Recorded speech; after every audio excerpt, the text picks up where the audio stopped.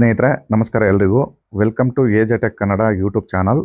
PM ಕಿಸಾನ್ನ 20ನೇ ಕಂತಿನ ಹಣ ಇನ್ನೇನು ಕೆಲವೇ ದಿನಗಳಲ್ಲಿ ನಿಮ್ಮ ಖಾತೆಗೆ ಜಮಾ ಆಗಲಿದೆ. ಅದಕ್ಕೂ ಮೊದಲು ನಿಮ್ಮ ಖಾತೆ KYC ಆಗಿದೆ ಇಲ್ವಾ ಅಂತ ನೀವು PM ಕಿಸಾನ್ ವೆಬ್ಸೈಟ್ ಬಂದು ಪರಿಶೀಲನೆ ಮಾಡ್ಕೋಬೇಕಾಗತ್ತೆ. ಯಾರ್ದೆಲ್ಲ KYC ಆಗಿರಲ್ಲ ಅವ್ರಿಗೆ ಹಣ ಬರೋದು ಸ್ಟಾಪ್ ಆಗುತ್ತೆ. ಅದರಿಂದ ನೀವು ಒಂದ್ಸರಿ ನಿಮ್ಮದು KYC ಆಗಿದೆ ಇಲ್ವಾ ಅಂತ ನೀವು ಇಲ್ಲಿ ಚೆಕ್ ಮಾಡ್ಕೋಬೇಕಾಗತ್ತೆ. ಒಂದು ವೇಳೆ ನಿಮಗೆ ಈ ರೀತಿ ಬಂತು ಅಂದರೆ this record is not allowed the OTP based KYC request you have please do your KYC biometric. ಅಂದರೆ ನಿಮಗೆ OTP ಮುಖಾಂತರನೂ ಮಾಡ್ಬೋದು, ಬಯೋಮೆಟ್ರಿಕ್ ಮುಖಾಂತರನೂ ಮಾಡ್ಬೋದು. ಈ ಕೇಸಲ್ಲಿ ನೀವು ಬಯೋಮೆಟ್ರಿಕ್ ಮುಖಾಂತರನೇ ಮಾಡಬೇಕಾಗತ್ತೆ. ನಿಮಗೆ OTP ಬೇಸ್ಡ್ ತೊಗೊಳ್ಳಲ್ಲ.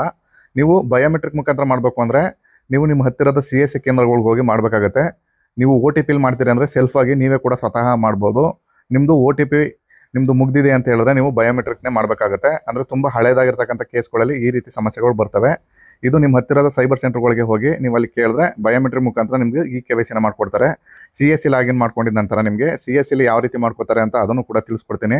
ನಿಮಗೆ ಈ ರೀತಿ ಲಾಗಿನ್ ಆದ ನಂತರ ಡ್ಯಾಶ್ಬೋರ್ಡ್ ಈ ರೀತಿ ಓಪನ್ ಆಗ್ತದೆ. ಇಲ್ಲಿ ಎಡಿಟ್ ಫಾರ್ಮರ್ ಡೀಟೇಲ್ಸು ಮತ್ತು ಅಪ್ಡೇಟ್ ಆಧಾರ್ ಮೊಬೈಲ್ ನಂಬರ್ ಹಾಗೆಯೇ ನಿಮ್ಮದು ಬಯೋಮೆಟ್ರಿಕ್ ಆಧಾರ್ ಅಥೆಂಟಿಕೇಶನ್ ಅಂತ ಇದೆ ನೋಡಿ. ನೀವು ಈ ಆಪ್ಷನ್ಗೆ ಬಂದು ಆ ಆಪ್ಷನ್ನ ಕ್ಲಿಕ್ ಮಾಡಿದ್ರೆ ನೆಕ್ಸ್ಟ್ ಪೇಜು ಈ ರೀತಿ ಓಪನ್ ಆಗ್ತದೆ.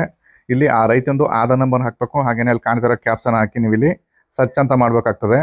ಸರ್ಚ್ ಅಂತ ಮಾಡಿದ ನಂತರ ನಿಮ್ಮದು PM ಕಿಸಾನ್ ನೋಂದಾಯಿತ ರೈತರಾಗಿತ್ತು ಅಂದರೆ ಡೈರೆಕ್ಟಾಗಿ ನಿಮಗೆ ವಾಲೆಟ್ ಕರ್ಕೊಂಡು ಹೋಗುತ್ತೆ. ನಿಮ್ಮದು ಅಲ್ಲೇ ವಾಲೆಟಲ್ಲಿ ಸಮ್ ಅಮೌಂಟ್ ಅಂದರೆ ಸ್ವಲ್ಪ ಅಮೌಂಟ್ ಕಟ್ ಆಗುತ್ತೆ. ನೀವು ಅಲ್ಲಿ ವಾಲೆಟ್ ಪಿನ್ನ ಹಾಕಿ ನೀವು ಸಬ್ಮಿಟ್ ಮಾಡ್ತು ಅಂದರೆ ನಿಮ್ಮದು KYCಗೆ ಮುಂದಿನ ಸ್ಟೆಪ್ಗೆ ಕರ್ಕೊಂಡು ಹೋಗುತ್ತೆ.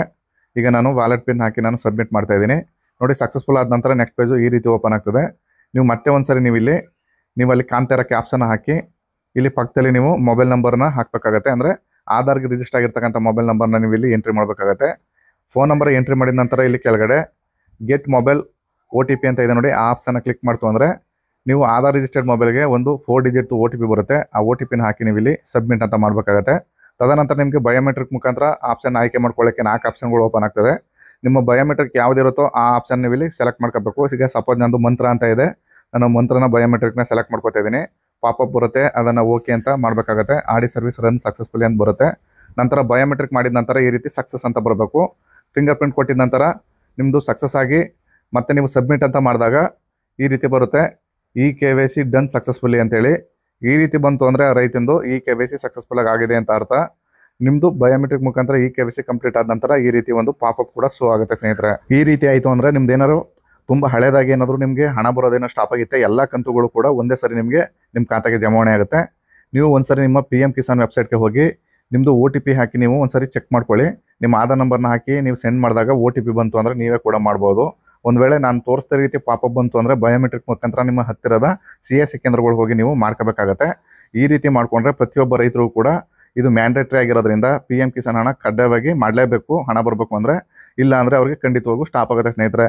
ಎಷ್ಟೋ ಜನ ರೈತರುಗಳು PM ಕಿಸಾನಲ್ಲಿ ಹಣ ಬರ್ತಾ ಇಲ್ಲ ಅಂತೇಳಿ ಸುಮ್ಮನೆ ಕೃಷಿ ಇಲಾಖೆ ಅಲ್ಲಿ ಇಲ್ಲಿ ನೀವು ಹೋಗ್ತಾ ಇದ್ದೀರಾ. ಬಟ್ ಇಲ್ಲಿ ಕೆಲವು ಕಾರಣಗಳಿಂದಾಗಿ ನೀವೇ ಸ್ವತಃ ನಿಮ್ಮ ತಪ್ಪಿನಿಂದಾಗಿ ನಿಮಗೆ PM ಕಿಸಾನ್ ಹಣ ಬರೋದು ಸ್ಟಾಪ್ ಆಗಿರುತ್ತೆ. ಇದನ್ನು ನೀವು ಗಮನದಲ್ಲಿ ಇಟ್ಕೊಂಡು ಇದನ್ನು ಸರಿಪಡಿಸ್ಕೋಬೇಕಾಗ್ತದೆ ಸ್ನೇಹಿತರೆ.